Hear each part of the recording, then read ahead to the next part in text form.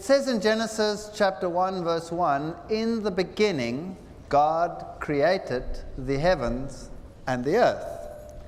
And it's interesting that in the original, there's a definite article over there, "in the beginning."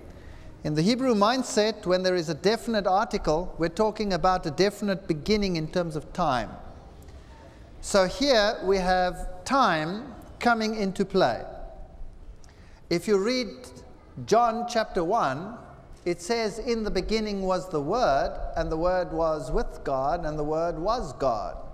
But in the original, there's no definite article there. So in actual fact, it reads, "In beginning was God." Or in beginning was the Word. In beginning, no definite article. So in the Hebrew mindset, that beginning is an eternal beginning, a non-specific beginning. So the Word was eternal. It didn't have a specific starting point. Different with the earth, in the beginning, definite article, God created the heaven and the earth. So Genesis is the story of a definite beginning of sorts. "For in 6 days the Lord made the heaven and earth, the sea and all that in them is. And he rested the seventh day, wherefore the Lord blessed the Sabbath day and hallowed it." So here was another period of time, the Sabbath day, the seventh day, that was part of the creation week. The Sabbath came at the end of the 6 days of creation. The Hebrew word day is yom, and when there are designated ordinal numbers, 1, 2, 3, then again we are dealing in this Hebrew mindset with the literal 24-hour period. And the creation had a particular sequence, a particular order. So there's a very definite sequence in the creation week. Day 1, day 4, light bodies, or light in day 1, bodies of light in day 4. Day 2 and day 5, firmament, filling of the firmament. Day 3, day 6, earth with food, filling the earth. So what we have over here is something quite phenomenal. In the first 3 days of creation, God creates the spaces. So day 1, he creates light. Now God, being light in himself, being the author of light, does he need a sun in order to have light? Yes or no? No. So God said, "Let there be light," and there was light. Only in the 4th day does he actually place bodies to maintain light. Day 2, he creates the firmament, and he splits it into the firmament above and the firmament below. So he creates the physical space. That's what he does. He creates the physical space. And in the 5th day, he fills the firmament with things that fly and things that swim. Day 3, he creates the earth with food. So that's the plants. So the plants are actually an order of life created for the specific purpose of being food. That's what they are. They haven't got blood. So they're not life in the sense of organisms. The Bible says the life is in the blood.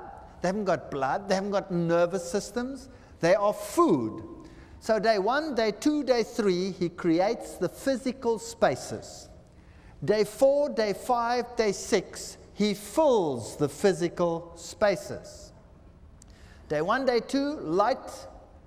Day 2, firmament. Day 3, the earth brought forth grass and herb, yielding seed after his kind, and the tree yielding fruit whose seed was in itself after his kind. And God saw that it was good. Genesis 1, verse 12. Day 4, he fills the space of the light with the lesser and the greater light. Day 5, he fills the firmament with everything that flies. So birds were created on day 5.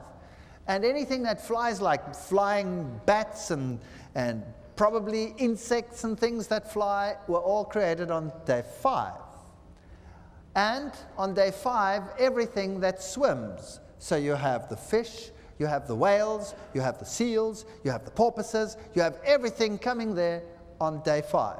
Now those are mammals. According to the evolution theory, they should have evolved in the next period of time, because mammals are the last thing to have evolved, and they would secondarily have gone back to the sea. But here you have the whales and the porpoises and everything there before the land mammals. Very interesting. What is also interesting is that there is no intermediary fossil between any land animal and an animal in this water. When they appear, they are fully formed.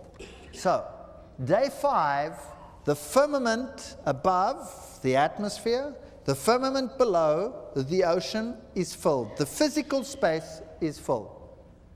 Day 6, the earth with food, the dry land with all the plants on it, is filled with all the animals on this planet. And then God says the following. And God said, "Let us make man in our image, after our likeness, and let them have dominion over the fish and of the sea and over the fowls of the air and over the cattle and over all the earth and over every creeping thing that creepeth upon the earth." Genesis 1, verse 26. This is at the end of the 6th day. Male and female, he created them, and God blessed them. And God said to them, "Be fruitful and multiply." And then this interesting word, replenish the earth, subdue it, have dominion over the fish of the sea, and all these things. So God here creates an order of being that stands apart in his creation. Never before, as I read it, had there been such an order of being. And thus the heaven and the earth were finished, and all the host of them. Genesis 2, verse 1. And, verse 2 says, "And on the 7th day, God ended his work which he had made. And he rested," the word is Shabbat, rested on the 7th day from all his work which he had made. Question, was God tired? God wasn't tired. Was Adam tired? Well, Adam had worked a little bit. He'd named all the animals, isn't that right? Eve, was she tired? She hadn't done a stitch of work. Nothing. And in fact, she was created just before bedtime. So she couldn't have been tired, is that right? So on the 7th day, were any of them tired? None of them were tired. And yet, the Bible says, he rested. Who rested? God.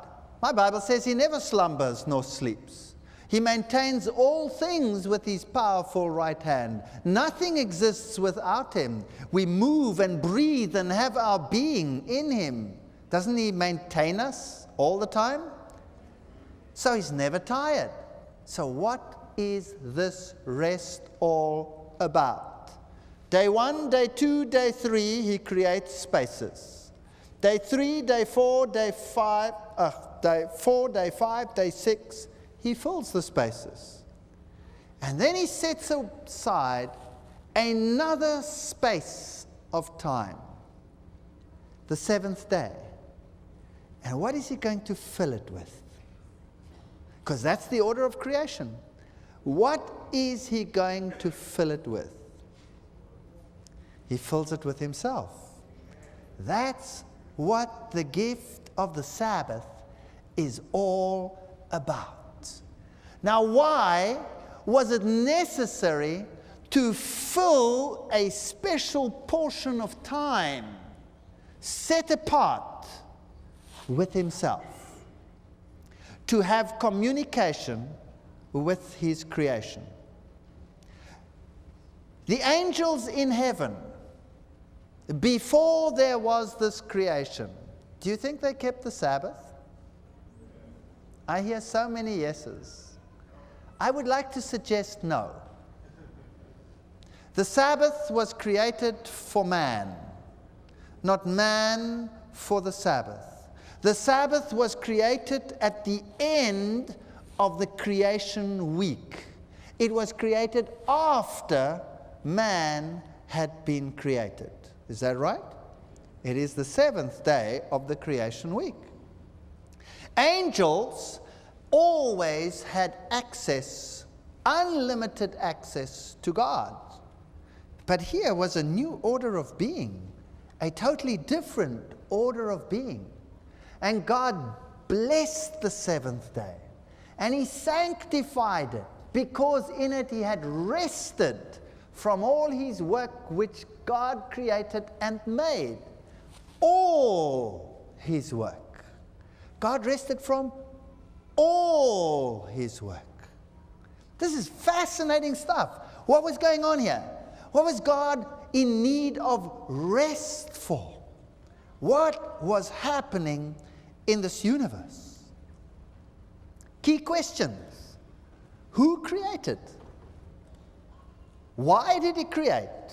How many young people ask the question, what am I here for? How many young people ask the question or say, I didn't ask to be here. I didn't ask to be here. You take care of it. I don't care. I didn't ask to be here. What have I got to do with Adam and Eve? How many young people ask that?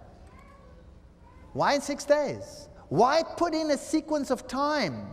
In the beginning, it's start the stopwatch. Time. Tick-tock, tick-tock, tick-tock, tick-tock. Why bring in time all of a sudden? What is the significance of the seventh day Sabbath? Well, the Bible says He spoke and it was done. He commanded and it stood fast. Psalm 33 verse 9. But that doesn't tell us who created. It just says God created. So we have to go a little bit deeper. Hebrews 1 verse 1 and 2. God, who at sundry times and in diverse manners spoke in times past unto the fathers by the prophets, has in these last days spoken unto us by His Son, whom He has appointed heir of all things, by whom He also made the worlds. So who is the creator? It's the Son. Ephesians 3 verse 9. And to make all men see what is the fellowship of the mystery which from the beginning of the world has been hid in God, who created all things by Jesus Christ. So who created the Sabbath? Jesus created the Sabbath. So Jesus is the creator. And if we go a little bit further into John 1, it says there, in the beginning, and remember I've dealt with this before, it's not the beginning in the original, in beginning, timeless. Jesus was the creator. He is God. He is from all eternity. In beginning means vague, mystic, beginning of no end, no definite time period. Was the Word, and the Word was with God, and the Word was God. All things were made by Him. And without Him was not anything made that was made. He was in the world, and the world was made by Him. And the world knew Him not, and the Word was made flesh. Who was the creator? Jesus was the creator. 1 Corinthians 8:6, but to us there is but one God, the Father, of whom are all things, and we in Him, and one Lord Jesus Christ, by whom are all things, and we by Him. Jesus created man in the image of God, looking for that blessed hope and glorious appearance of the great God and our Savior, Jesus Christ. So Jesus is the God who spoke. And Revelation says, thou art worthy, O Lord, to receive glory and honor and power, for thou hast created all things, and for thy pleasure they are and were created. Okay, clue. Why was everything created? For the pleasure of God. And for this community that comes with it, because it says there, He is worthy. So all things were created for God, by God. And does that include the angels? It certainly does. But the Bible tells us that there was rebellion in heaven. The Bible tells us that there was a war in heaven. The Bible tells us that there was a great catastrophe because at one point there was a major upheaval. Isaiah 14 verse 13 and 14 says, "Thou hast said in thy heart, I will ascend into heaven. I will exalt my throne above the stars of God, above the angels. I will be like the Most High." Now what was that all about? And then we go back to Genesis. Let me give you a scenario. When God speaks angels into existence, He speaks and they stand fast. If God wants 1 billion angels, He speaks and there are 1 billion angels. But if we go to Genesis, it says, "And God created man in His own image. In the image of God created him. Male and female created He them." Did God ever create male and female angels? No. Okay. And God said, "Let us make man in our image after our likeness." Now the angels were in the likeness of God, and they were in the image of God. They didn't have a lower capacity or anything like that, but here was definitely something new going on. And then He said, "Let Him make man in our image, in our likeness, and let them have dominion over the fish of the sea, and over the fowl of the air, and over the cattle, and over all the earth, and over every creeping thing." To which of the angels had God ever said, "Have dominion"? To none of them. To none of the angels God had ever said, "Have dominion." And God blessed them, and God said to them, "Be fruitful and multiply." To which of the angels had God ever said, "Be fruitful and multiply"? None of them. Wow. Subdue it. Replenish the earth. Replenish. That means stock up again. If your pantry is empty and you replenish it, what do? Is it possible that this new order of being was being created and put into existence to replenish the universe? That angels that had lost their position and fallen from heaven were to be replaced by this new order of being? And that God was reaching out to His creation in a very special sense, because He was being misunderstood at the level of His creation. The angelic host, under this mighty angel Lucifer, had looked at the Godhead and seen Jesus Christ, the Savior of the world, part of the Godhood. Before He came to this earth, He had mingled with the angels like one of them, nothing different. He was, however, in the fullest sense God, and taken up into the counsel of God to the exclusion of all the heavenly hosts. And Lucifer was the choir leader. He was the organizer. He was the one who ran the show. And when the angelic host appeared before the Almighty, everybody bowed down in adoration to the Son of God. And Lucifer eventually had it up to here. And he said, "What is this? I'm the skivvy around here. I do the work. I run the choir.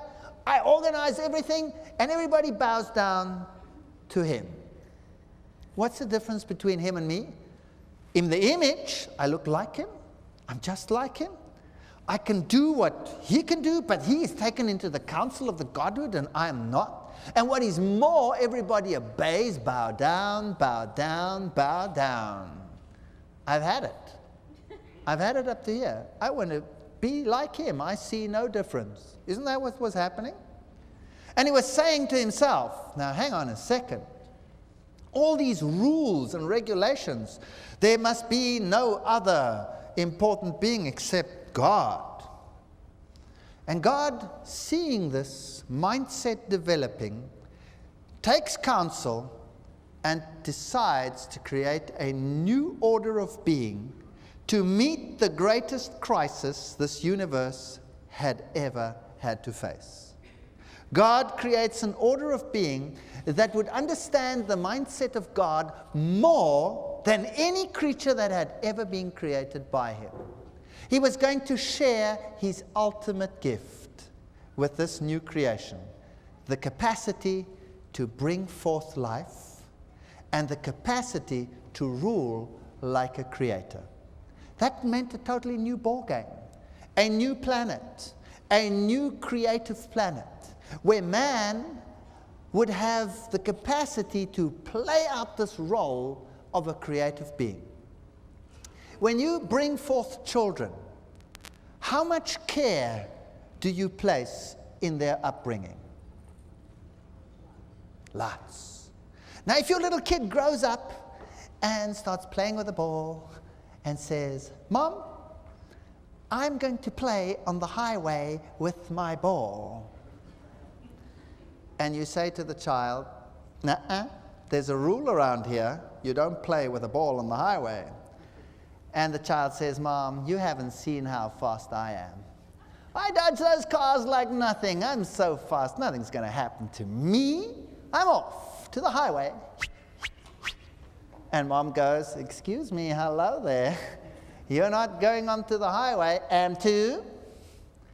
And you say, "You're not going onto the highway." "I can." And off goes the child. What happens? What does the parent eventually do?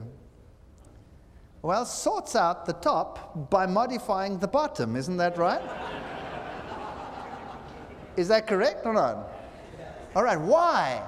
Because with the mindset of someone in charge with the care of the offspring, you understand what the dangers are that they don't see. Is that correct?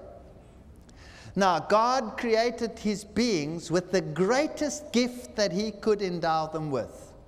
And that was the gift of the freedom of choice. Without the freedom of choice, we would be puppets. Imagine my wife was programmed to love me and to obey me. Ah, what a blissful thought. Just imagine it.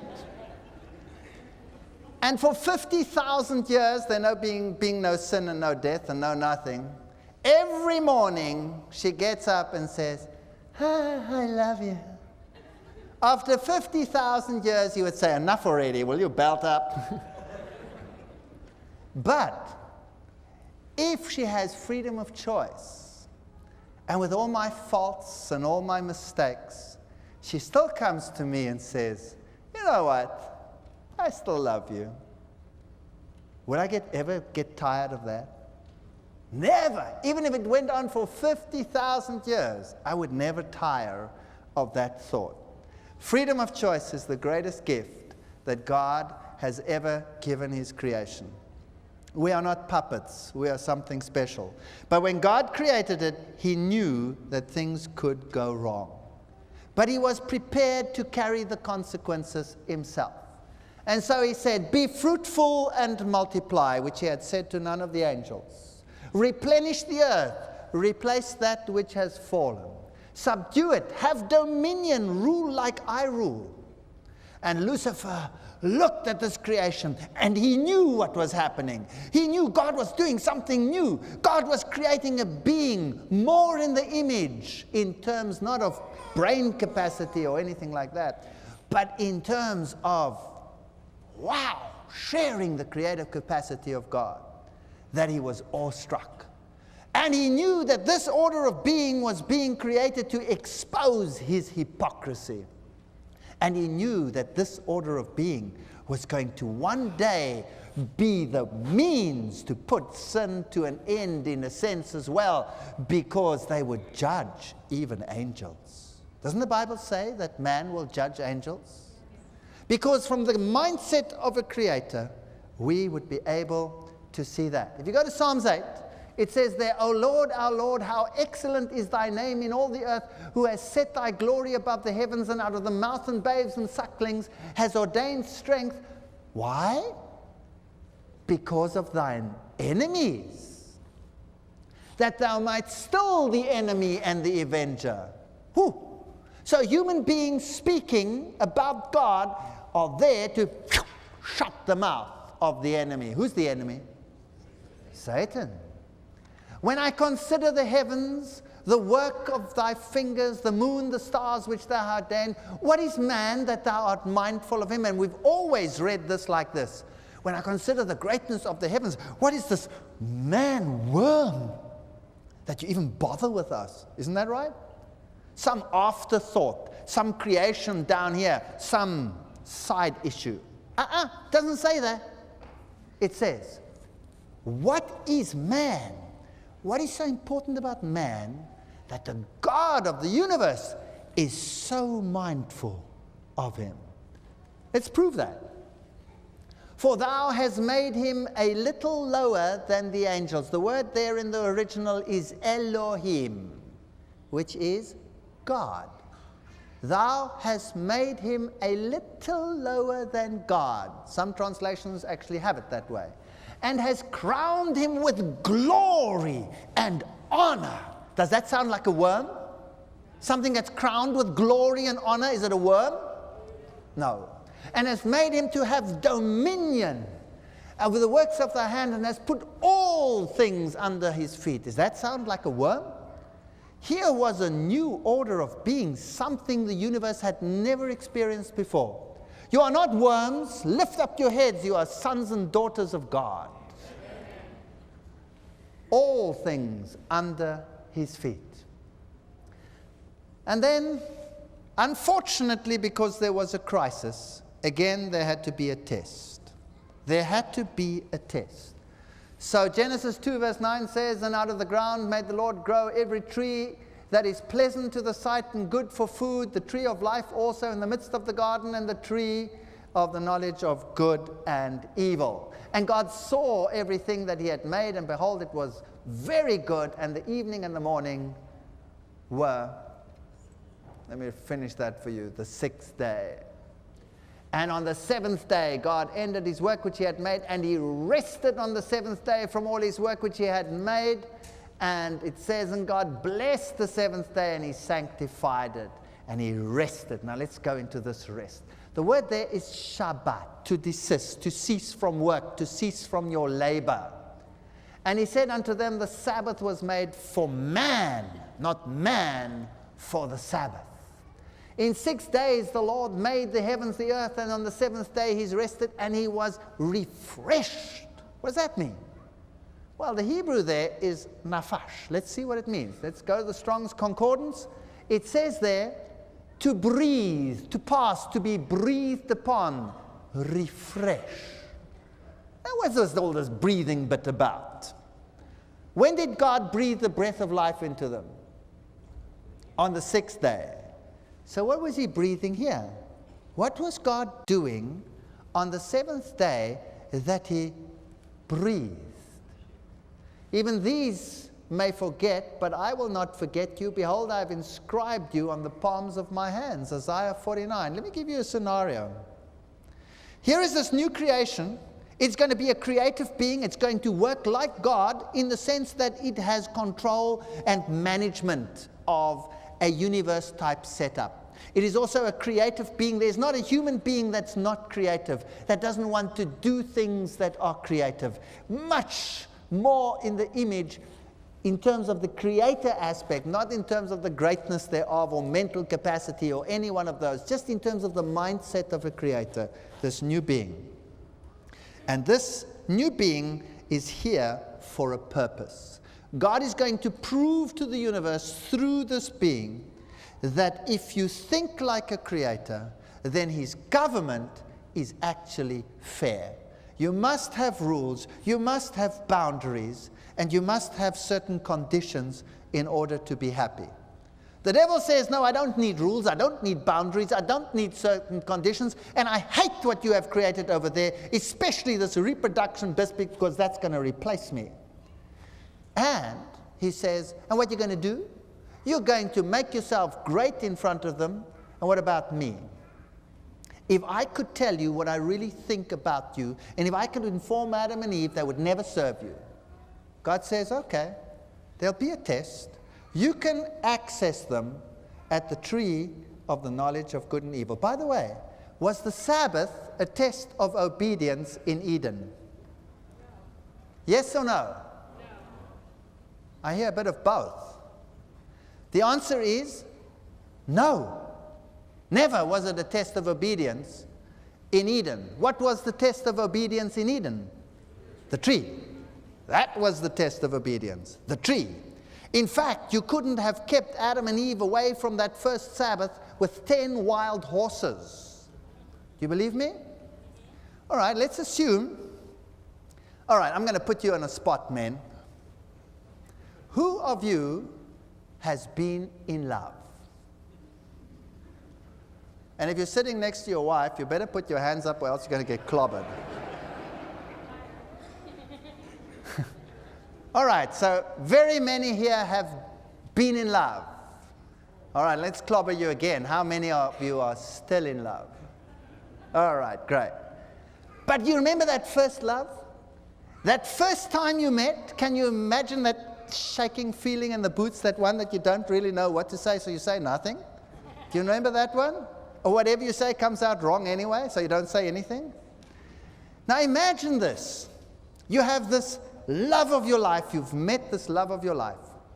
And this love of your life is, you met her at camp meeting, whatever.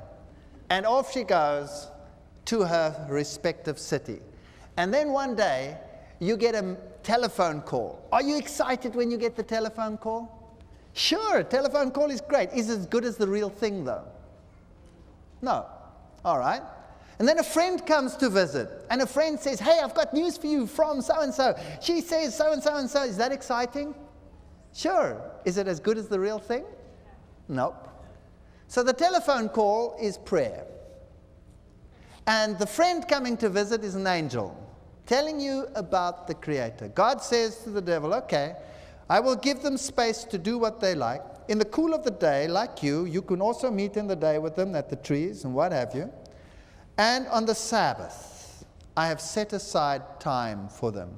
I will meet on the Sabbath with them, and they can be with me and I with them. And after a period of test and trial, the test will come to an end and it will stop. But up until that time, you have access at the tree of the knowledge of good and evil. Now, you get a phone call which says, from this loved one of yours, I'm coming to visit you Wednesday, pick me up at 7 o'clock, I'm coming with this and this plane at the airport.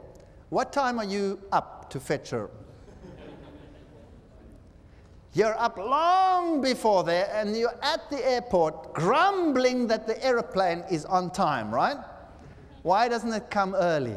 Am I right?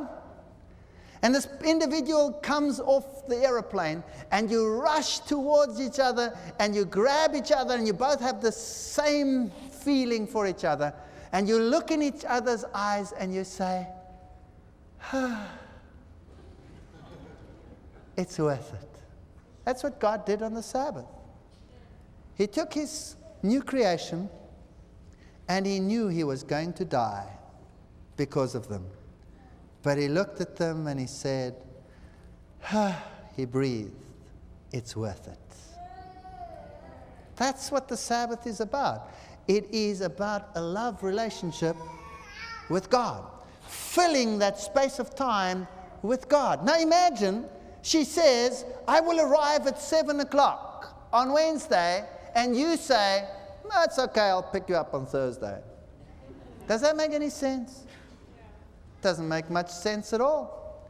And if you do come together with her, and you do go into this embrace, do you then say, nice of you to be here, but today's the big game, please don't bug me, I have to watch it?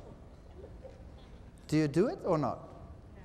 Or do you say, I've just received my new Time magazine, and I really am very interested in it, and please don't talk to me, I'm reading it? Do you do that? No. What is this day all about? You couldn't care less about who's going to win the big game, because this is the biggest game that has ever happened in your life. Your knees are gone, your mind is gone, and all you can do is say,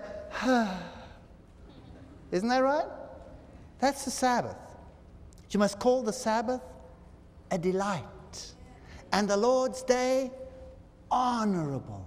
Not doing your own things, but love relationship. That's the Sabbath.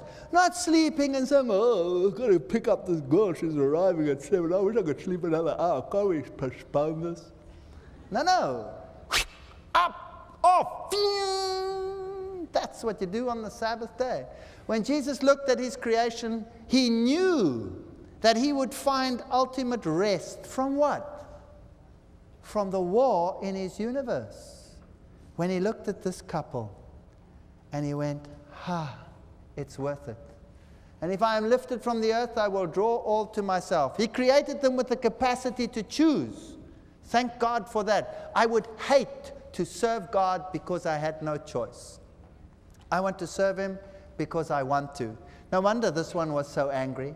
No wonder he went ballistic. Did God really say you must not eat from the tree in the garden? We may eat from the trees in the garden, but God did say we must not eat it, we must not touch it, or we will die. Do you remember that, Genesis? You will surely not die. You will be like God. That's what he said. And Eve looked at this and she was mesmerized. And she thought, wow, that's great. I can be like God. And she took it and she ate it. And that's when sin came into the world. Now, whoever commits transgression, also the law, for sin is transgression of the law. She broke the law. She coveted the position of God. That's breaking the commandments. We sometimes ask ourselves, the 10 Commandments, are they part of the character of God? Of course they're part of the character of God. Were they codified? Thou shalt not, thou shalt not, thou shalt not, thou shalt not? I don't think so. Not from the beginning. They were part of the character of God, but they are now in a special condition to meet the needs of fallen mankind. And you know, God gets the blame for everything that goes wrong. God is not to blame. God is not to blame. Sin is to blame. Satan is to blame. Not God is to blame. Let me give you a parable. It might sound like a silly parable, but let's run through this. Let's say you have a little child, and the child comes to you one day and says, Daddy, Daddy, may I have a puppy dog? And you say, okay, you're going to have a puppy dog. Give your little child a puppy dog. And you go out one evening to the neighbors to have a chat. You come back, the puppy dog's dead. Blood all over the walls. It's hacked to pieces. You say to your child, what's going on here? What happened here? And the child says, well, I told the dog to bark and it wouldn't bark, so I hit him and he bit me, and so I killed him and I chopped him up. What would you do? You would freak, wouldn't you? You would freak. You would take your kid to every psychiatrist that you can imagine. You'd say, oh, where did I go wrong with this child? And you'd go totally crazy. Is that right? Mother would cry for weeks. Is that right? That's what would happen. Let's say your child rehabilitates and everything is fine. The child totally recovers. Perfect. Again, normal. One day the child comes back to you and says, Dad, may I have a puppy dog? Whew. How do you feel? You would say, okay, let me tell you something. You can have a puppy dog, but thou shalt not chop its head off. Thou shalt not beat it to a pulp. Thou shalt not smear its blood all over the walls. Isn't that right? Now imagine that first time the child comes to you in excitement, none of this has happened, and says, Daddy, can I have a puppy dog, please? And you said, thou shalt not do this and thou shalt not do this. The kid would look at you and says, Mom, my dad needs a psychiatrist. What's the matter with him? You know, is he bonkers? So the law is codified to meet a crisis. Do you understand how it works? So we have the law. It's part of the character of God. Of course you don't want to kill the puppy dog. Of course you don't want to smear his blood all over the wall. But it's there to meet a special crisis. That's why the law is codified. When you offer yourselves to obey someone as slaves, you become a slave to the one that you obey. Romans 6 verse 16. So we had rebellion on earth. Terrible. Let's take that scenario further. Let's say the kid grows up and he's bad all the way through, and he goes into the world and he becomes a terrorist, and all you hear in the news is that he's blowing pieces of people. He's blowing people to bits. And he's got a brother, and he used to get on well with his brother and what have you, but this kid is totally way off the wall. And one day the cops phone you and they say, we've got your son trapped in a big building, and he's taken 300 hostages. And he's threatening to kill them one by one and throw them out of the window from the 50th floor. And we really need some help. Could you please come around and talk some sense into your father, as a father, into this child? And you say, you know what? He won't listen to me anymore. But maybe he'll listen to his brother. Maybe he'll listen to his older brother. They used to get along once upon a time. They used to actually love each other once upon a time. I'll send my son. And the son goes, and he goes to the cops, and he goes into the building, goes up to the floor, and he tries to reason. And then this rebel brother grabs him, beats him to a pulp, eventually smashes his face and whips him that his entrails hang out, and he nails him to a cross and hangs him out on the 50th floor for the world to see. Wow. And there he dies. And the father says, send in the SWAT team. But before you send it in, one thing, let's try and save the hostages. As many as we can. Does the parable make sense? So when God intervenes to send in the SWAT team at the end of time, you can be sure that every single one of the hostages will have been set free that could have been set free. Rebellion on earth will come to an end. The wages of sin is death. But the Lord is the one who covers us with righteousness. He made skins and clothed them. Transgression of the law is violation of any law, according to Webster's dictionary. So we have lost everything as a consequence. And we have two groups of people on this planet. The one is the group of Cain that says, I shall be saved by my works. And I don't care about anything else. I am selfish. It's me, and me alone. And the other group says, I will rely on the merits of my Savior who has promised to save me. Where there is no law, there is no transgression. So did Adam and Eve have a law, yes or no? There must have been a law. There must have been a law. And then the dragon was cast out after all this war, the Bible says, and he was cast down to this earth.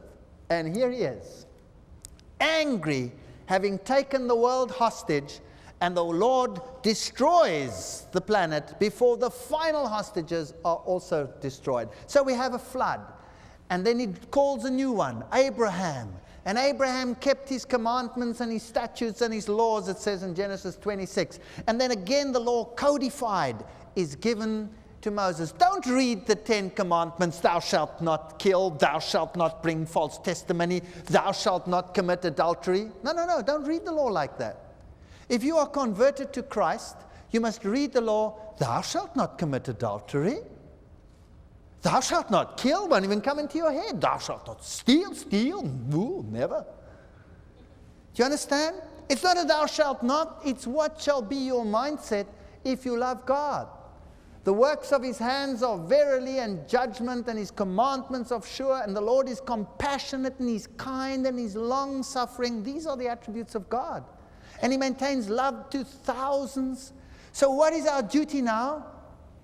To stand in the breach and to rectify to a world a misconception on the character of God. God's people must stand like a rock speaking for the character of God. Because Jesus never forced anyone. He says, when I be lifted up, I will draw people to me. The devil is the one that forces. The devil is the one that coerces. The devil is the one that hates. God is the one that loves. He never ever forces. So the law of the Lord is perfect. Now what about the Sabbath? All of a sudden, the test in Eden with the tree of the knowledge of good and evil is over. Adam and Eve are driven out of the Garden of Eden. The Garden of Eden is withdrawn. And it's now planted in the New Jerusalem, waiting for the redeemed. What becomes the new test of obedience? The Sabbath.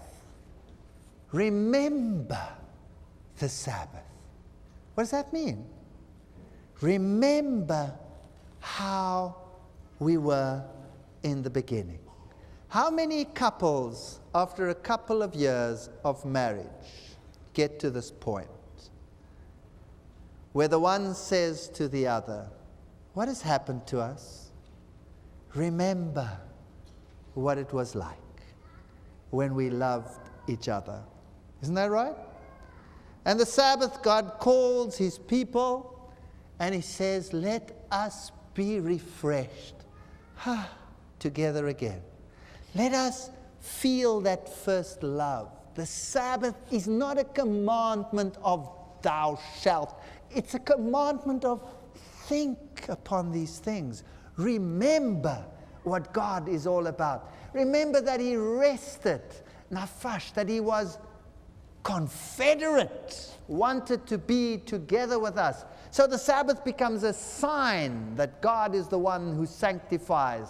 It is the sign between me and you that ye may know that I am the Lord your God. So it becomes the great perpetual covenant, Exodus 31:16. So the Sabbath becomes the ultimate test. It wasn't the Jewish Sabbath. When was it created? At the end of the 6 days. It is a special day put aside for man. It has become such a memorial of confederacy with God that it will stand for all eternity. And angels will also keep the Sabbath. Because in the beginning, angels had 24-hour access to God, and time was not an issue. They were living in eternity. But now time, tick-tock, tick-tock. It is a sign between me and the children forever because he was refreshed, remember? A sign is a mark, a signal, and to be refreshed is to have this experience. And then what happened? The children of Israel were under the control of the enemy, the one who controls and forces and coerces. And here they were. Afterwards, Moses and Aaron went in and told Pharaoh, thus says the Lord God Israel, let my people go, that they may hold a feast unto me in the wilderness. And Pharaoh said, who is the Lord that I should obey his voice? I don't know him. I don't care about God. And listen what happened. And the king of Egypt said unto them, wherefore do ye Moses and Aaron let the people from their works? Get you unto your burdens. And Pharaoh said, this is Exodus 5, verse 4 and 5. Notice what it says. Pharaoh said, behold, the people of the land now are many, and ye, Moses, ye make them rest. The word there is Shabbat. What did Moses make them do? He made them keep the Sabbath. Wow. And what did it do to Pharaoh? It made him angry.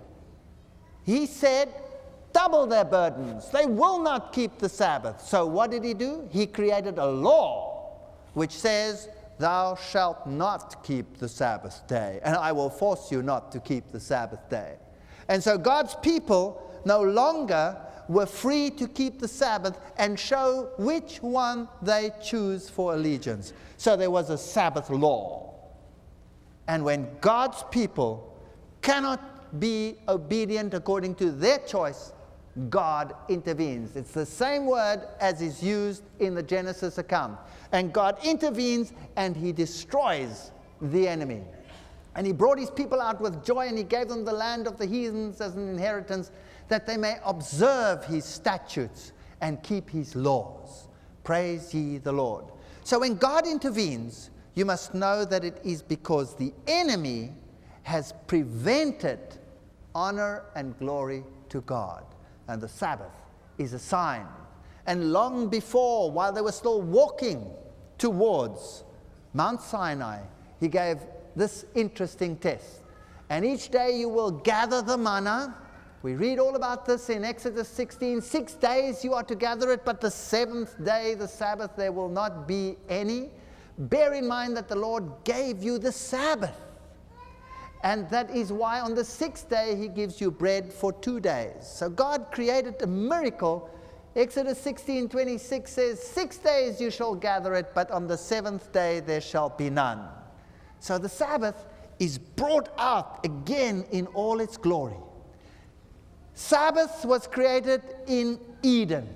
And at the end of time, the Sabbath will be the issue which will determine who your allegiance is with. When you know that she said, or he said, I will be there on the seventh day, you don't go on the first day, the third day, the fifth day. You cannot wait to be there to say, It makes sense?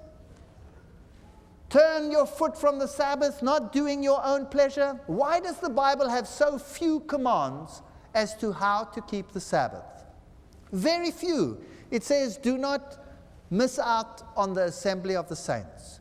It says you must call it a delight, not doing your own things, honoring it. You shall delight yourself in the Lord. Two people with two different ideologies or mindsets can keep the Sabbath totally differently. There are certain basic rules. You must keep confederacy with God's people, not doing your own pleasure, not talking about your own things. Never mind the game, never mind the Time magazine. You are spending time with the one that you love. But the nuclear physicist and the artistic one can spend it totally different.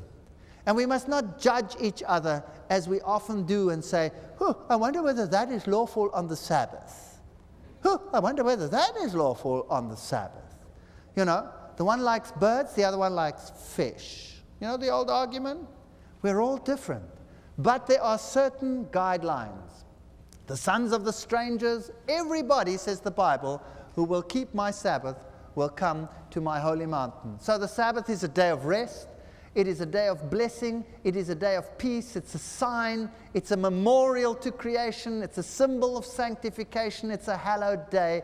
And it's a perpetual covenant. It will be maintained forever and ever and ever. Because if we keep his commandments, our peace will be like the river. Our relationship with God will be restored. And if we had a heart that we would keep his commandments, we might have peace forever, says Deuteronomy 5. It is a sign that we are sanctified by him. And God sent his Son into the world not to condemn it, but to redeem it. And he says, since the children have flesh and blood, he shared in their humanity. He was exactly like us. Isn't this incredible? God again reaches out to his creation, and he becomes like them. Unbelievable. It boggles the mind. And everybody looks around the Pharisees and says, who are you that we should be mindful of you? Look at you. You're not even lettered. You don't even have any education. Who are you? You look like one of us. And here you want to be a big preacher? What's the matter with you? Didn't they do that? Jesus did nothing to attract attention. This is his character. Remember this. He came to this world and he did good. He lifted up the poor. He spoke an encouraging word. He was kind. He was gentle. He was long-suffering. He never forced anyone. He never coerced anyone. And when they finally slaughtered him for that, he was led like a lamb to the slaughter, and he didn't open his mouth. What a God to serve. One day, I would like to stand before him, take the crown that he will give each one of his children, throw it at his feet and say, Lord, I want to bow my knee, not because you force me like the devil thought, not because bow down, no, because I want to. Serving a character like yours, a God with a character like yours, will be my pleasure.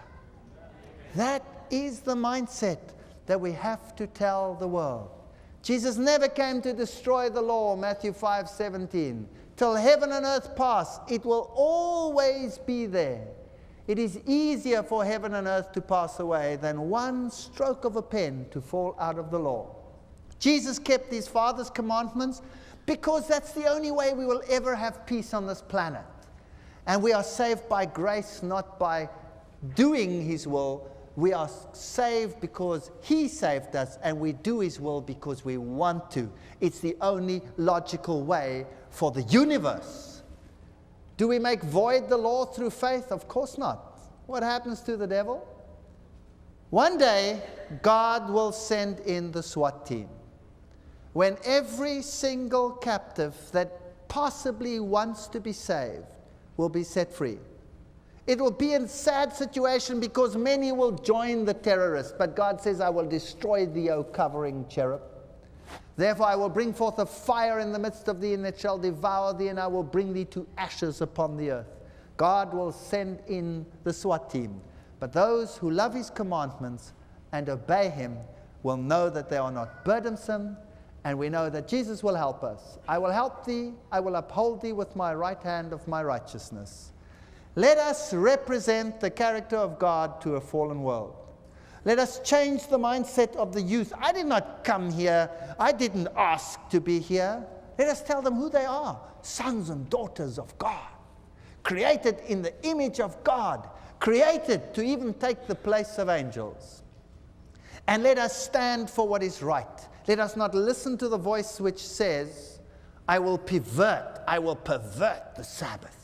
I will pervert the creative act of man, the bringing forth of children.